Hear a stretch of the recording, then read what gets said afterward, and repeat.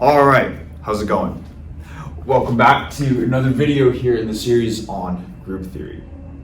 In the last video, we were talking all about these important types of group actions. And if you remember, we finished the last video by talking about this action called the conjugate group action.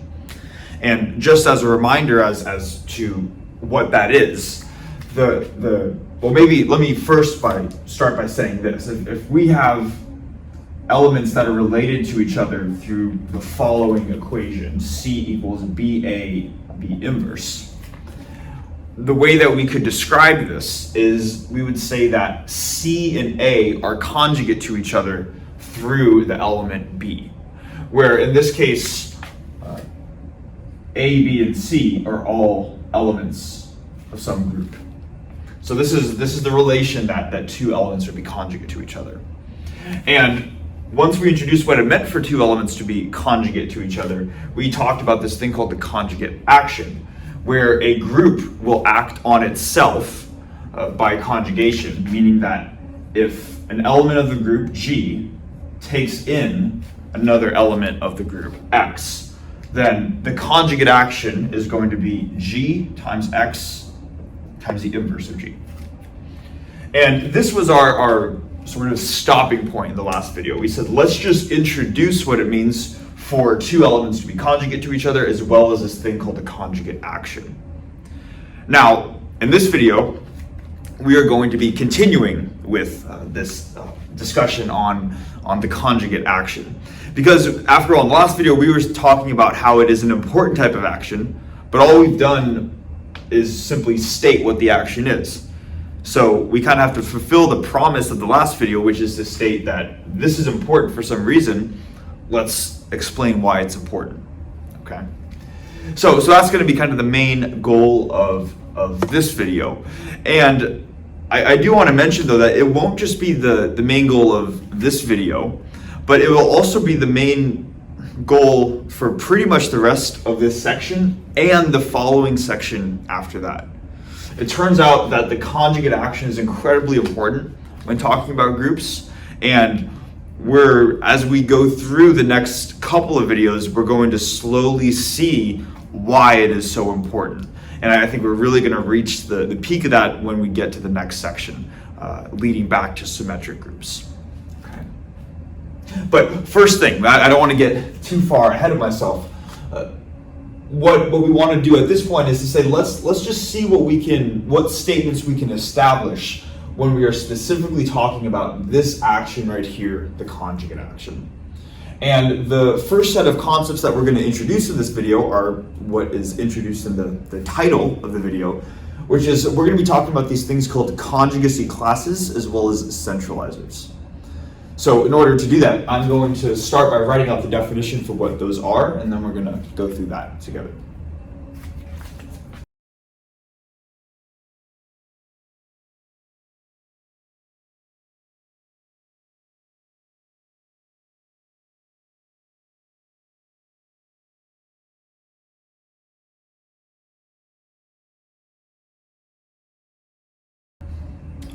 Okay, so we have the definition for both conjugacy classes and centralizers right here. So let's go through those together.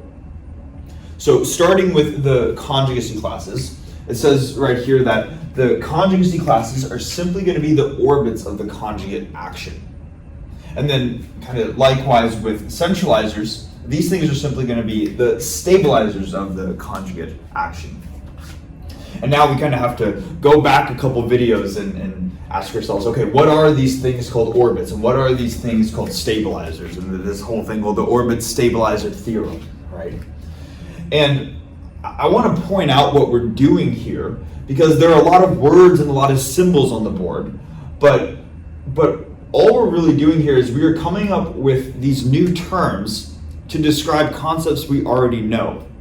Because the orbits and stabilizers are associated with a specific group action. So every group action has these corresponding orbits and stabilizers that you can talk about. But what we're doing is we're saying that the conjugate action is so important that its orbits are given their own special name. They're given these things called conjugacy classes. And same thing with the stabilizers. The stabilizers of the conjugate action, or the conjugate action is so important that its stabilizers are given a special name called the centralizers. All right. So it's almost like we're just saying that these guys are so special they get their own name. Or this action is so special that these corresponding concepts get their own name. Okay. And that's really all we're doing right here. So we're not actually introducing anything new. But that being said, so let's review real quickly what orbits and stabilizers are to make sure that we understand what conjugacy classes and centralizers are. So to sort of paint this conceptual picture, if we have a general group action, we're going to have some group, which I can call G right here. And maybe G has various elements. I can call G1, G2, and G3. And these group elements act on a given set, which so far we've generally been calling X, right? And maybe X has elements X, Y, Z, and so on, right? So what does it mean to talk about the orbit of what looks like here an element? So, well, actually, let's even ask a question before that, just really to review.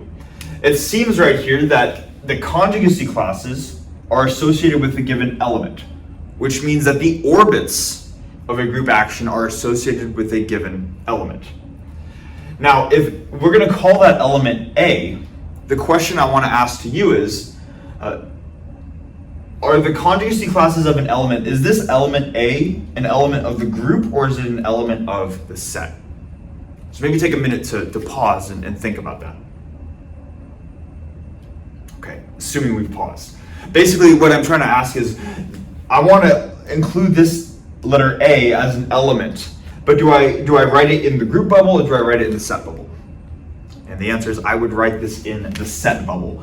So when we are talking about the orbits of an element, we are inherently talking about the orbits of a set element. That's the first step. Now what does it actually mean to talk about the orbits of a set element? Basically what that means is that if I were to take this element, little a right here in my set, and I were to have each of the group elements, every element of the group act on A. So in other words, I have G1 act on A, I have G2 act on A, I have G3 act on A. What each of these group elements are going to do when they act on A is they are going to spit out some other element of the set. Maybe, for example, G1 acting on A gives us X, G2 acting on A gives us Y, and G3 acting on A gives us Z. Okay, so it looks something like this. And then I think every group needs an identity element, E, and we know that the identity element acting on A just needs to give us back A itself. Okay, so what the orbit is of the element A, what it conceptually represents is where else in this set bubble can I almost orbit to? Where else in this set bubble am I able to reach? It looks like when G1 acts on A, I'm able to reach X. When G2 acts on A, I'm able to reach Y. When G3 acts on A, I'm able to reach Z. And when the identity acts on A, I'm able to reach itself. So in this specific sort of just, toy example that we have right here, we would say that A, X, Y, and Z are all elements of the orbit of the element of A. Okay? That's what it means for a general orbit. Now, let's just relate that, assuming that makes sense, to the conjugacy class of this set element. What this is saying, because this might be slightly confusing if we don't make this a couple things relatively clear. First thing is that this is going to be a set, and what is it a set of? It's a set of B and G. So it's a set of group elements. But I said that the orbit of A corresponds to a bunch of set elements, these guys right here. So how come the conjugacy class of A is talking about group elements? Why am I writing a G instead of an X is basically the question I'm asking. Maybe take a minute to think about that for a second. Okay, assuming we have paused. The reason for why that is because the conjugate action, specifically how the conjugate action is defined, is it is defined as a group acting on itself. So rather than having a group act on an arbitrary set X, whenever we are talking about the conjugate action, this is just a property of the conjugate action, the group is, or the set is the same as the group acting on that set. Okay.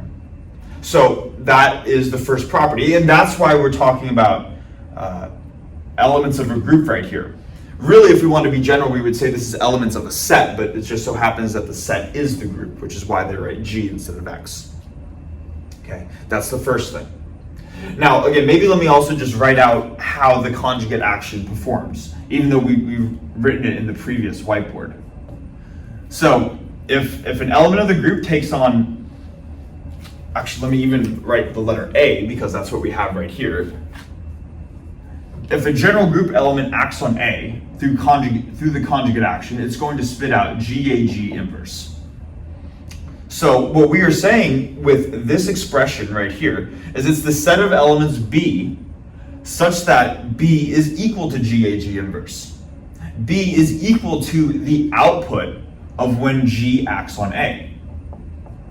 So G of A equals B. Kind of like right here, we would say that X, Y, Z, and A, these are the outputs for the various group elements acting on A. Now what we're doing is we're saying that we're concisely writing that as the letter B right here. Okay, and hopefully that makes sense when reading this out, right? We're saying that there's going to be some element of the group such that when we perform GAG inverse, we get B as the output. And the conjugacy classes is simply the set of the various outputs for all the group elements acting on A, so the conjugate action. Hopefully that makes sense. And we can see how this is just applying the general idea of an orbit to the conjugate action. Now let's just do the same thing with the centralizers real quick. So when talking about the centralizers of A.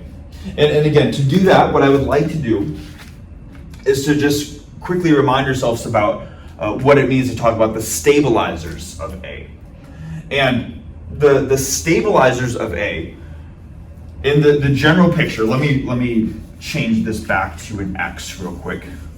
So now we have some group acting on some set.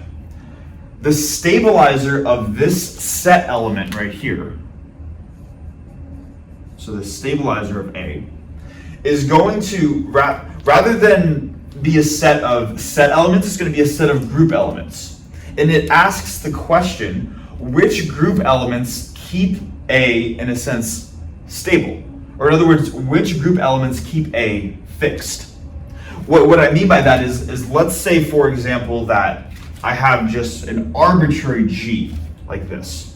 And it just so happens that when this guy right here, this G acts on A, it doesn't change A to a new output. It keeps G of A equaling A.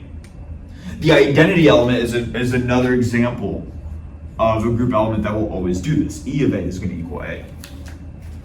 So when we are looking at the stabilizers of a set element, what we are inherently doing is we're saying, okay, what elements in this group, in this bubble over here, and I guess in this case it would be this guy and this guy, keep A fixed or keep A stable both before and after the transformation.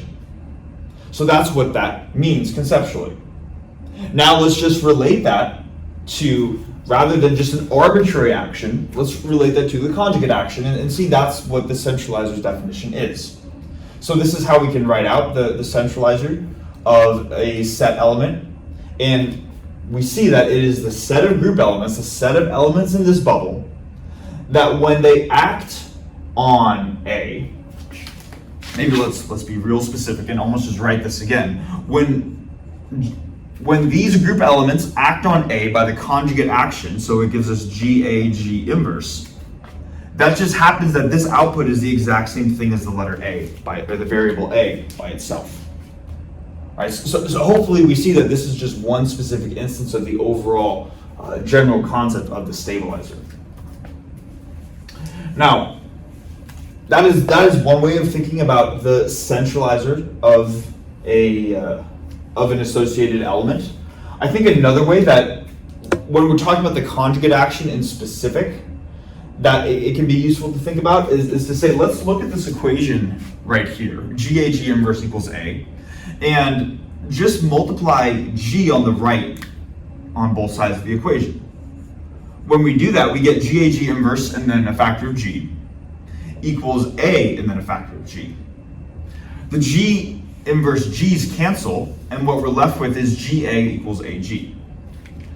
So another way of thinking about the centralizers of an associated group element is that it is going to be the set of other group elements which happen to commute with the element that we have in question. And basically another way of saying the centralizers is what elements commute with A. Right?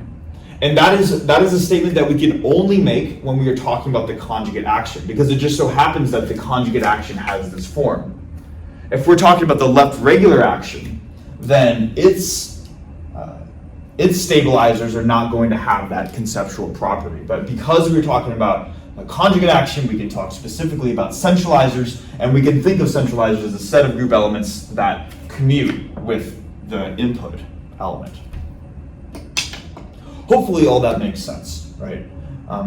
Again, just introducing new terms, but hopefully we see how they connect is really the big idea that I want to get across. Now, what we're going to do is we're going to kind of just keep going, and we're going to start to introduce some new concepts, or slightly new concepts that are specific to when we're talking about the conjugate action. After all, we were able to make this alternative viewpoint as talking about centralizers as a set of group elements that commute with A, only because we're working with the conjugate action.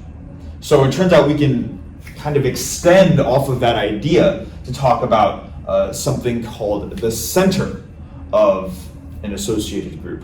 So I'm going to write out that definition next, and we're going to see what that is.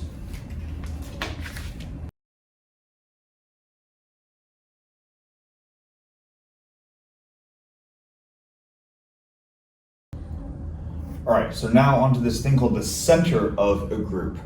So it says that the center of a group G is simply going to be the elements that commute with all other elements. Now let's make sure we understand what this means and how it connects to centralizers, right? After all, they're kind of named similarly, center and centralizer. So it seems like there should be some sort of connection, and there is. So I think first thing, maybe even before that actually, is that notice that we're just talking about the center of some sort of group right here. And that adds to I guess the usefulness of the conjugate action. So what this is saying is that for whatever group you have, then you can define an associated center of that group. And why can you do that? Because every group will act on itself by the conjugate action. It's kind of how it was defined, right? It says that you can define an action, a conjugate action, for a group acting on itself. So that means that every group will have conjugacy classes, every group will have centralizers, and every group will have an associated center, because there is a conjugate action, that is guaranteed to be defined on that group. Now, keeping that in mind, so we can define an associated center of a group for any group that we're working with. And it's going to be the set of elements that commute with all other elements. Now, notation-wise, the center of a group is typically written as the uppercase letter Z, and then an input of the group. So the way this reads is this is the center of the group G. And it is going to be the set of group elements that commute with every other element of the group. So such that for all other elements, A and G,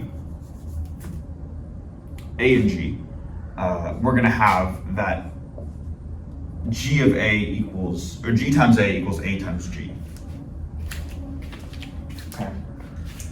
So that is, I guess, the set definition for what the center of any group is. Now, to see how it relates to the centralizers of a group element right here, notice that we can think of the centralizers as the set of group elements that commute with just A. And maybe let's even draw a picture right here to make this conceptually a bit easier to understand. So if we have a group that has various elements, A, B, C, it has the identity, whatever, these are all elements in the group. Then if we were to go element by element, and we were to define the centralizer of A, and basically see what group elements commute with A, then we were to go on to the centralizer of B and say what elements commute with B, and then go on to the element C and say, okay, what elements commute with C? Those are the centralizers of C. What we could do is we could list out the centralizers for each of these elements. And what we could do is, as we're going down the list, we could say, okay, what group elements are in this centralizer, and this centralizer, and this centralizer? And are there any group elements that are in the centralizer for all of these guys right here? And it turns out that that is what the center is. The centralizer is the set of group elements that commute with just A.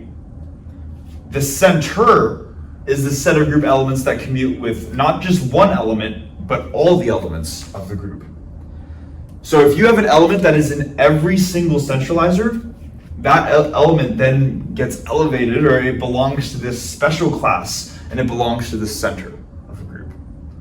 One element that's always going to be in the center of the group is the identity element, right? Because regardless of, based off of how the identity is defined, it's defined as the property as having E star A equals A star E equals A, for whatever A is. It's defined to have the same output, regardless of which order we write them in. It's going to have the same output, and it's going to be the same output for any group element, right? It commutes with any group element.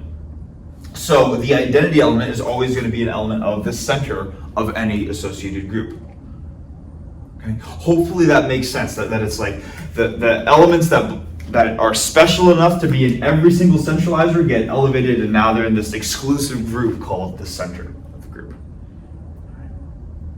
Now, I think one more thing that I want to go through in terms of adding new definitions is this, and we have a lot of new terms, right? But this will, I think, be the last one for this video. It's called the normalizer of a subgroup, okay? And we have centralizers, centers, and normalizers, and we'll see how these all tie together. But I think what I want to do is probably just erase the conjugacy class definition, so then we have centralizers, centers, and normalizers all on one board. So yeah, I'm going to do that, and then we'll go through that definition before making a couple of statements, so the video isn't entirely just introducing new definitions.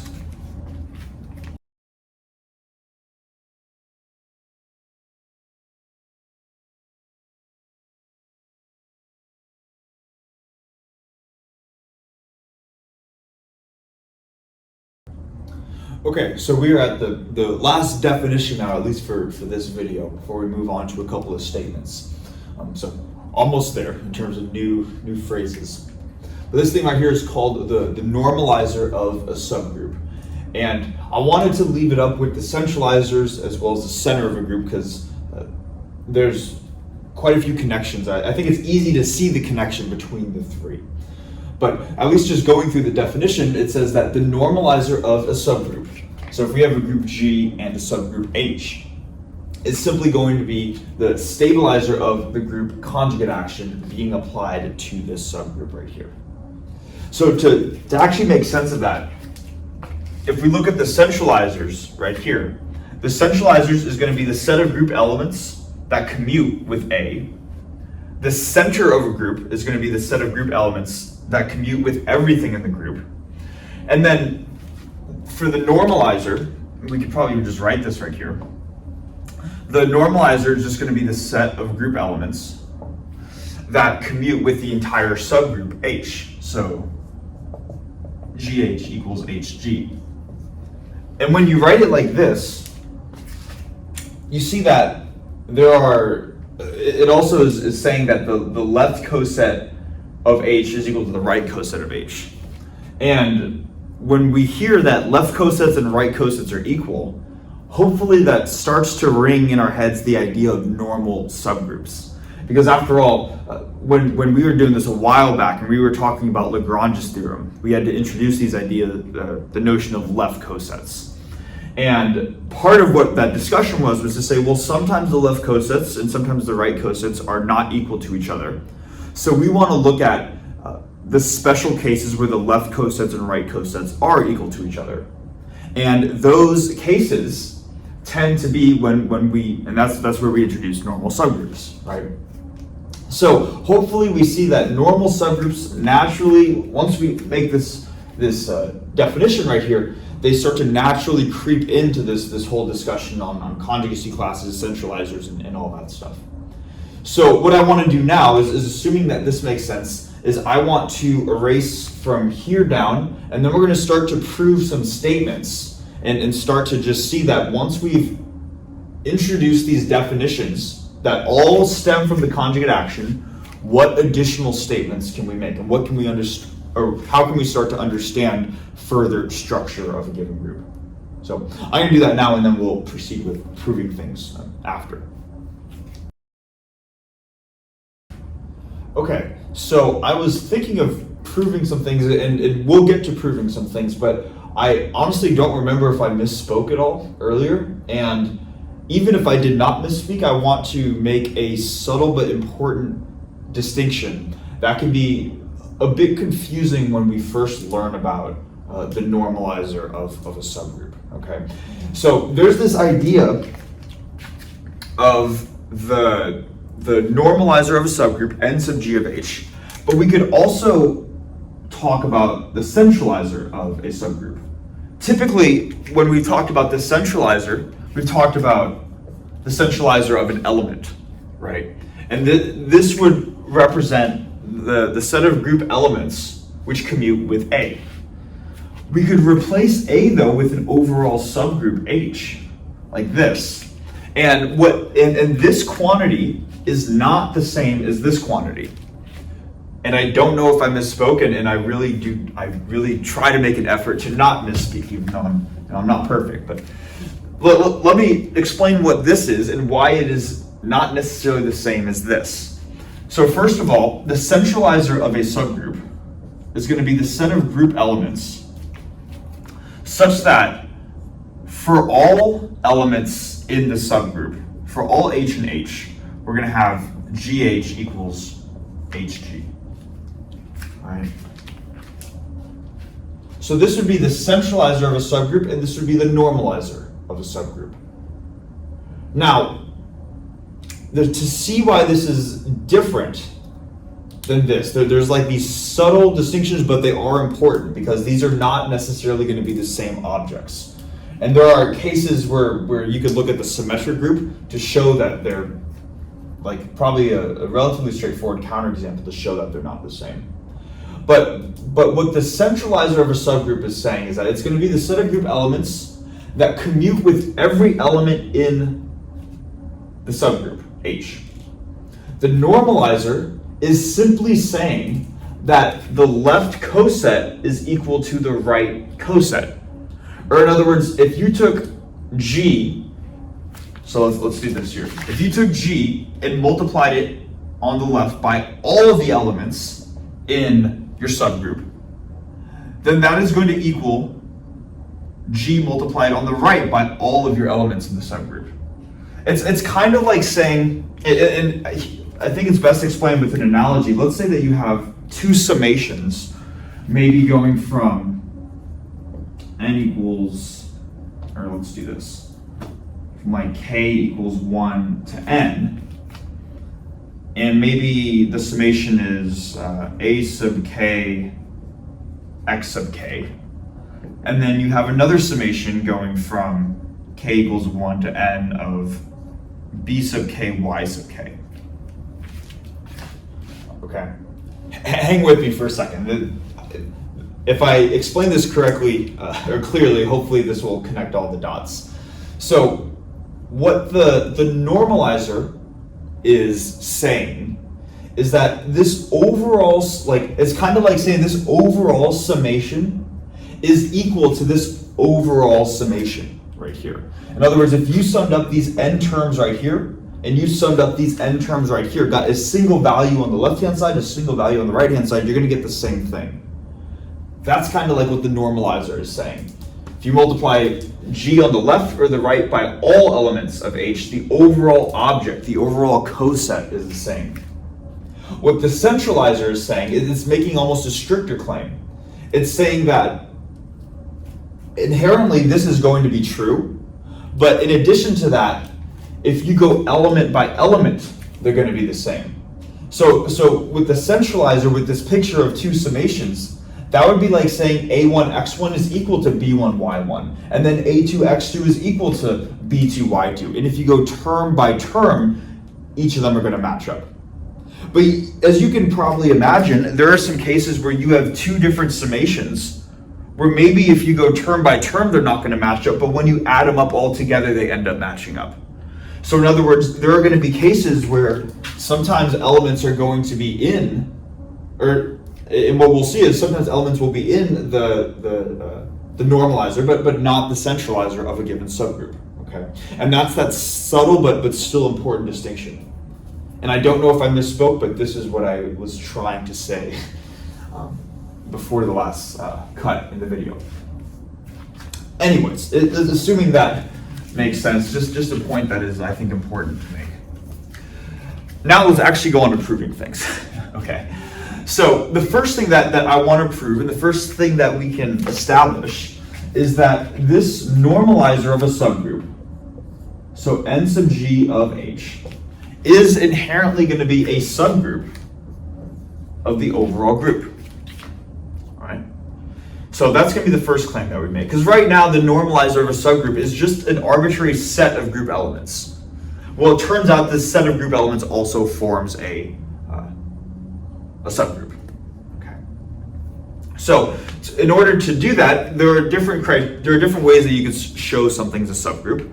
But we're going to use the criteria that we established very early on in the video series, where the first criteria is that the supposed set in question is non-empty. So we want to first show that n sub g of H is non-empty. And maybe let's just do that really quickly. We could look at the identity element, and we would just ask ourselves, does the identity element satisfy this property, where E inverse equals H? And the answer is yes, right? So because the identity element is guaranteed to be in the normalizer of a subgroup, it's non-empty, so the first requirement is satisfied. The second requirement, in order to show that something is a subgroup, is that if we have two elements in our supposed subgroup, so two elements in the normalizer, then we want to show that the overall quantity AB inverse is in the normalizer. Okay, so that's going to be the second part to prove this. So let's do that. Let's start by assuming we have two elements in our normalizer. We call them A and B.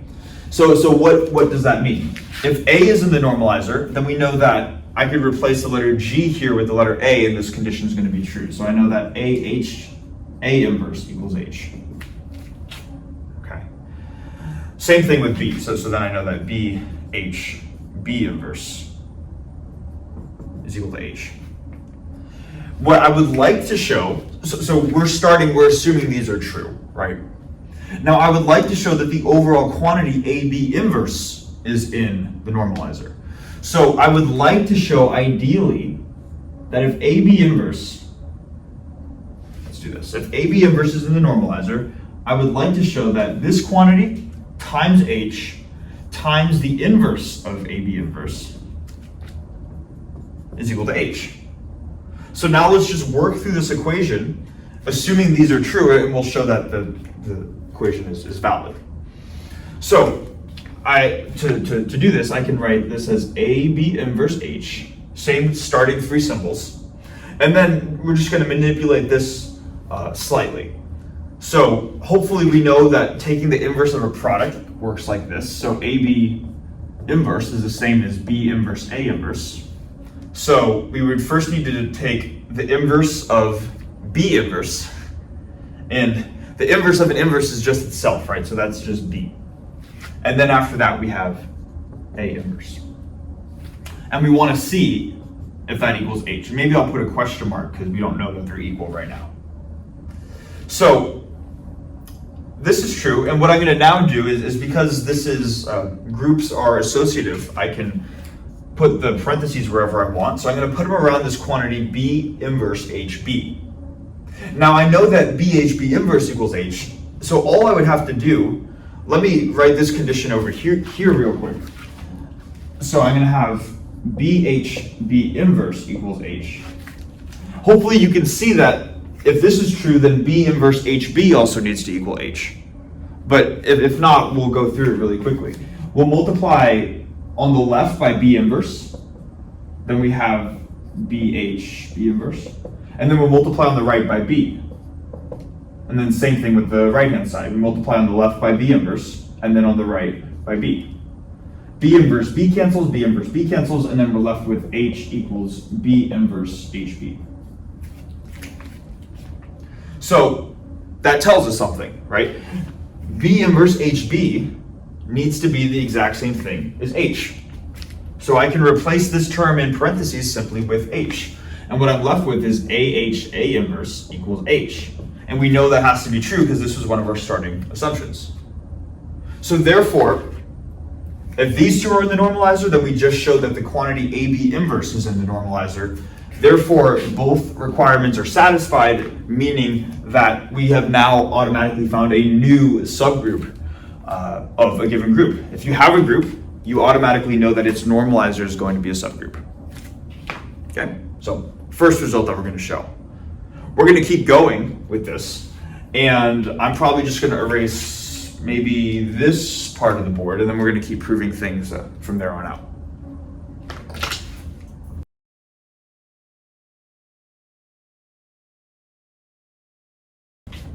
Okay, so next thing that we want to show, or just, I think that's just interesting to show, is that, well, first, we've just shown that the normalizer of a subgroup is a subgroup of the given group.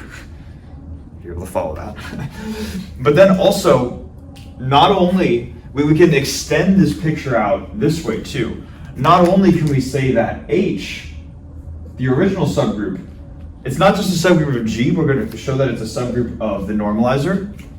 But in addition to that, it's not just a subgroup of the normalizer, but it's a normal subgroup of the normalizer.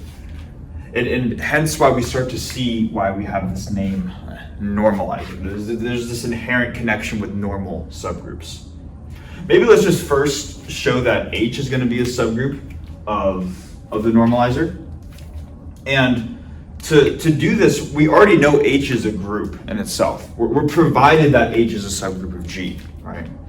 So if we know that H is a group, and we can also show that H is a subset of another group, that in itself immediately just shows that H is a subgroup of the normalizer. And hopefully it makes sense that what we're going to do is we can say if there's an H, an element little h in the subgroup, then therefore it also needs to be in the normalizer of H. And hopefully this makes sense. Let's take an arbitrary element in H and just plug it into this condition. Rather than writing G here, we're going to have little h. Now let's actually just write it out. We're going to have little h inverse equals H. It's a lot of H's. But you can imagine, you're just taking, like if you think of H as like a set of elements, and then we have little h, whatever that set of elements is, and then H inverse. Because groups by themselves are inherently closed, multiplying any of these elements on the left by H and the right by H inverse is just going to give us some other element in the closed group. So therefore, whatever element we have in H, it's also going to satisfy this condition right here, therefore making H a subset, and since it's already a group, we know that it's going to be a subgroup of the normalizer. That would be the first step. Now, next thing is to say, not only is H a subgroup, so not only can we make this chain right here, but we can also make a further restriction. We can say it's not just any subgroup, but it is a normal subgroup of the normalizer. So, in order to do that, let's maybe just remind ourselves what it means to have a normal subgroup in the first place. If we have a group G and a normal subgroup K, then the condition for K being a normal subgroup is that for all elements of the group, and then for all elements of the supposed normal subgroup, that the quantity aka inverse is an element of the normal subgroup right here. Okay.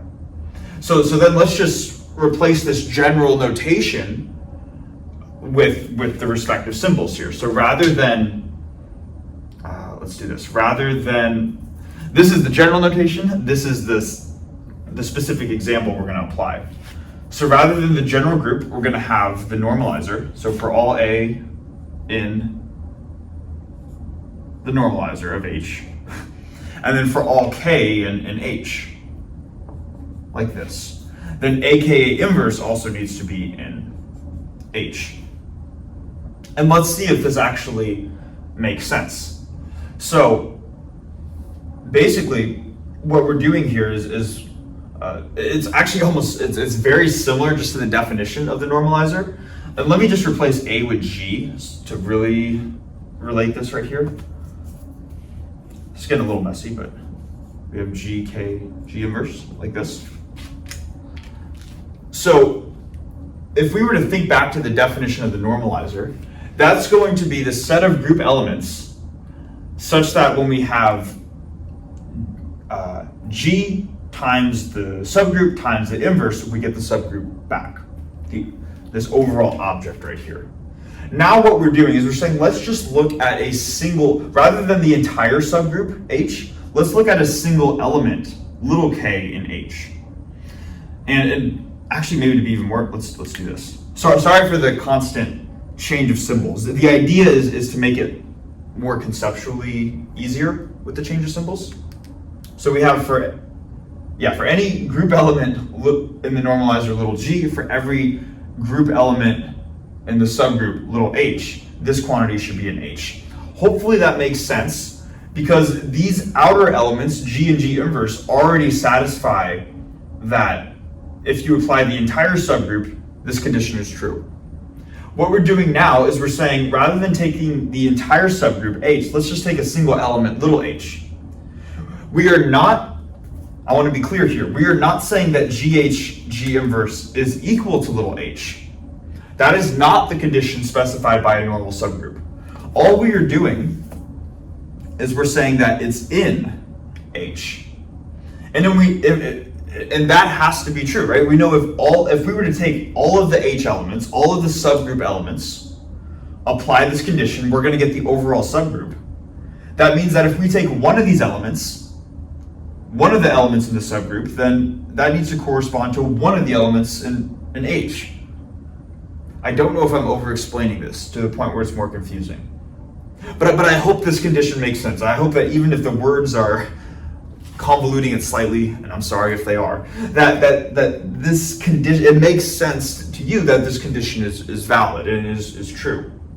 And if that makes sense to you that this is a true condition, then H would in fact be a normal subgroup of its normalizer.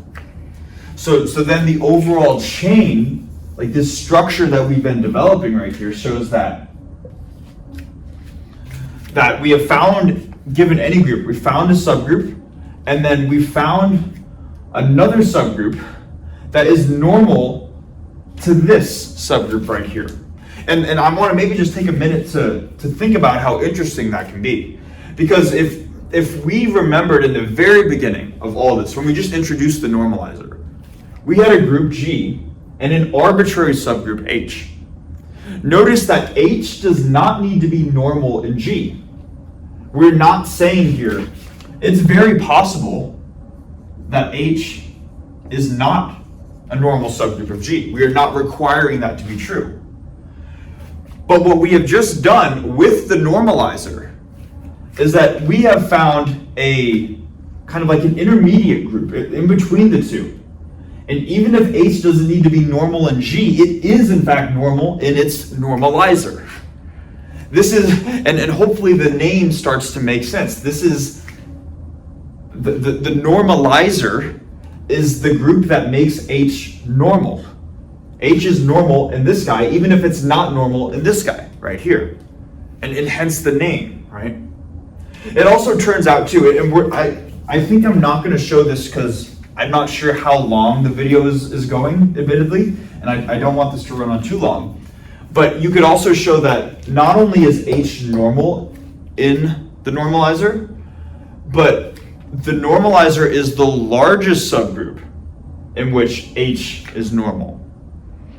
And there's like that additional thing that you can say, oh, there's something unique about this subgroup. There's even more that we can state about this. But I think I want to hold off on that for now. Maybe I'll include it in a later video, or if people would like to see it, I'd be happy to show that. But the main idea that I really want to get across is that the normalizer is a subgroup, and it has the ability to make H normal in it, hence the phrase normalizer, okay? Which I think is really cool. Okay. Now, to finish off the video, we've been doing a lot with centralizers, centers, normals, normalizers. Brain's starting to get fried, right? And all of this stuff has been kind of avoiding conjugacy classes. It's not like we are purposefully doing that. That's just been kind of the natural flow of things so far. I think I'd like to finish off the video, however, by making some statements about conjugacy classes, because those are very important as well, and we're going to see that in later videos.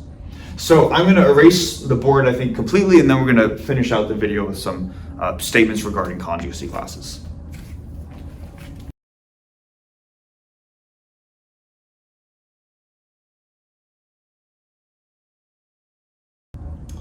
Okay, so now to finish off the video with something that I think is really, really interesting. It's something that makes a really deep connection that we probably would not have initially thought.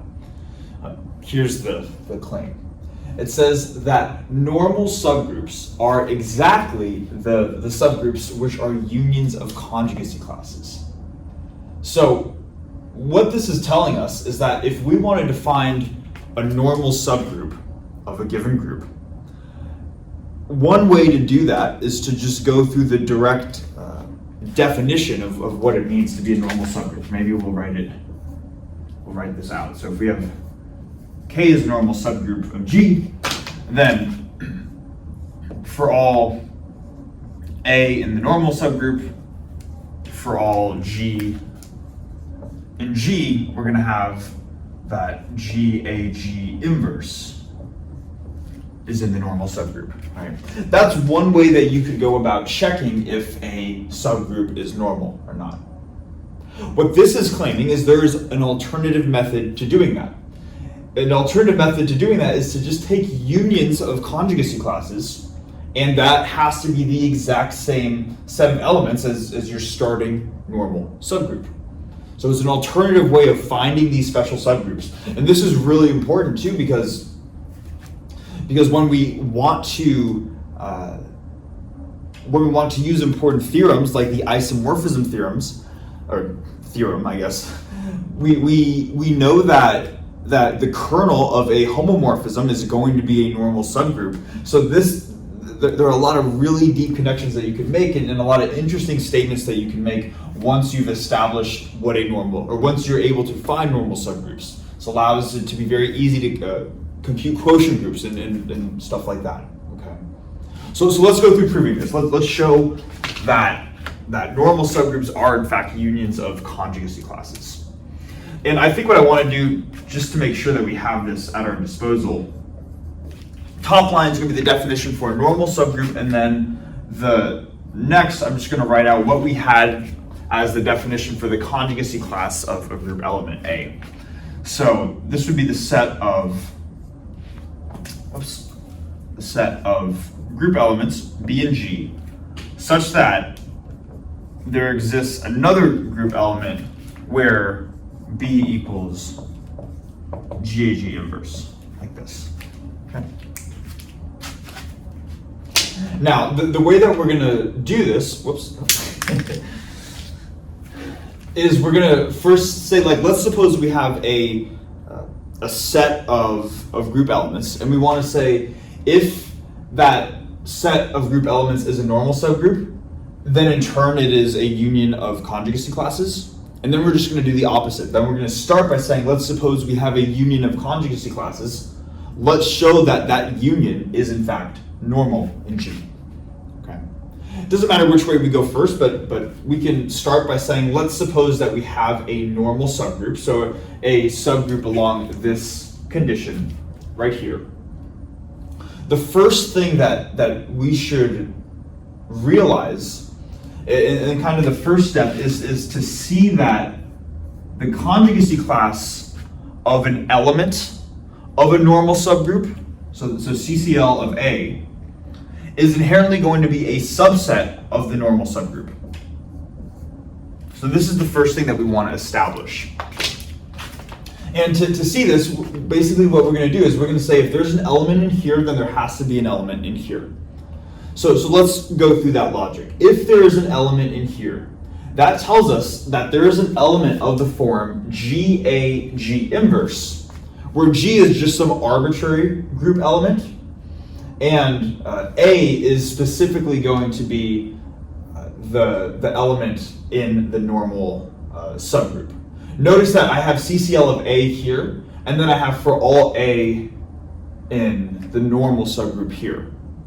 Let me make this very clear. Throughout all of this, little a is going to be an element of my normal subgroup. And what I'm doing right here is I'm saying, let's look at the conjugacy class of A. Say, okay, that's going to be the set of B that have this condition right here. And if that is true, do these B elements necessarily need to be in the normal subgroup?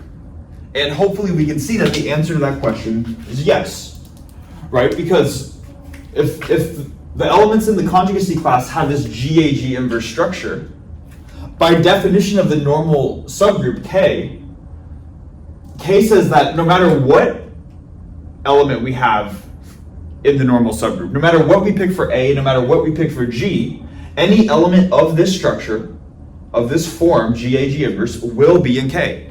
So if it's in here, then it has to be in here, kind of just by definition of the normal subgroup. And because of that, the conjugacy class of a single element for the normal subgroup is a subgroup of K.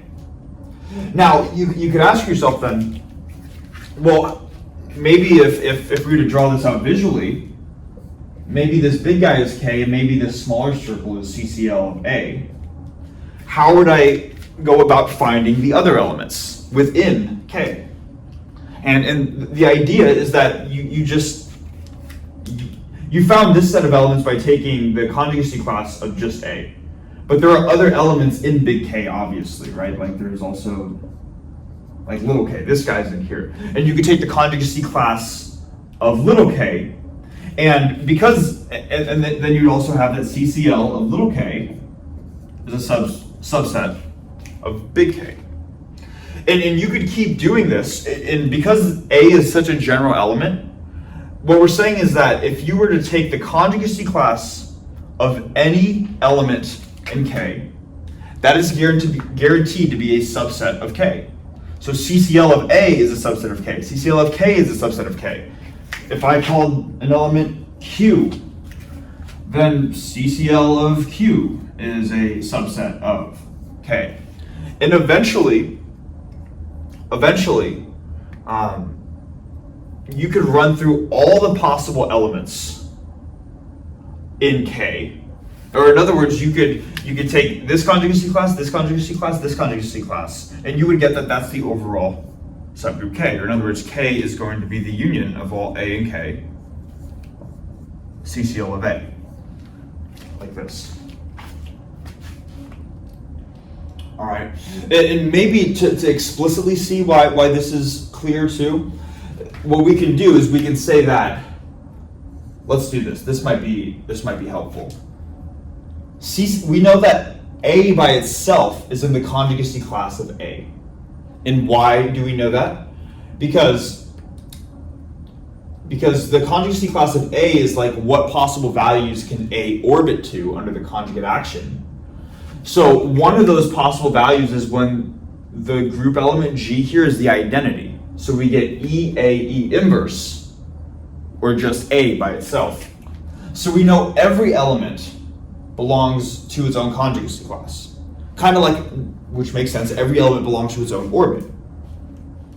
So if we were to just take every element in K, we're going to have a bunch of conjugacy classes, but every conjugacy class contains their element. So if we go through all of the elements in K, we know that all of the conjugacy classes will contain all of the elements because of this general expression right here. Okay? So that verifies it going one way, that if we have a normal subgroup, we can then show that it therefore needs to be a union of the conjugacy classes of its elements.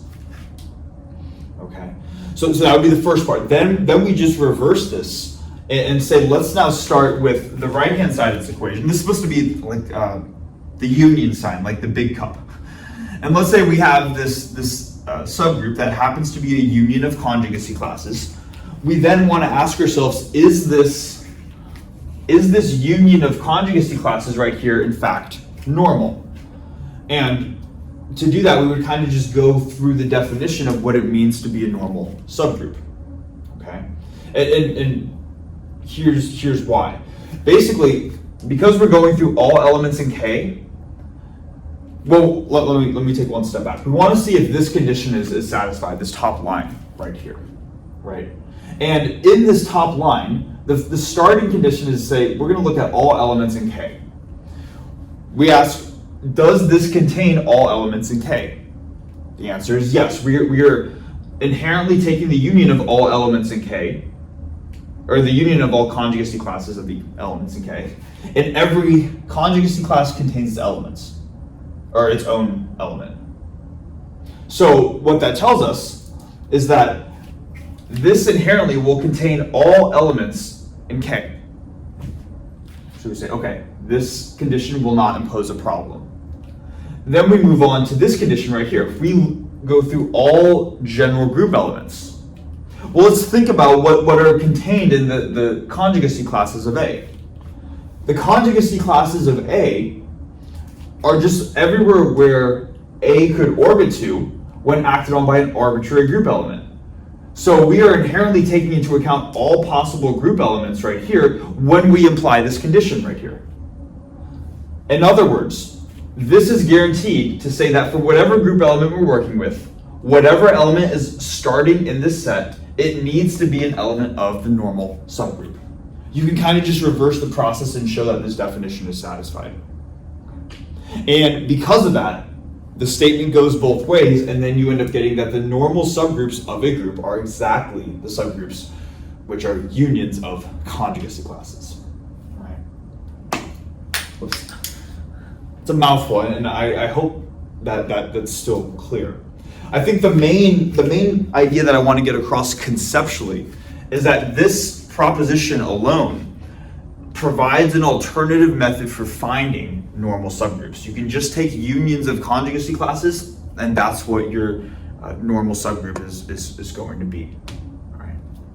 So hopefully that makes sense. But yeah, I'm assuming this video has run on long enough, and my brain is getting fried, admittedly. So I'm gonna stop right here. But yeah, thanks so much for watching, and I will see you in the next one.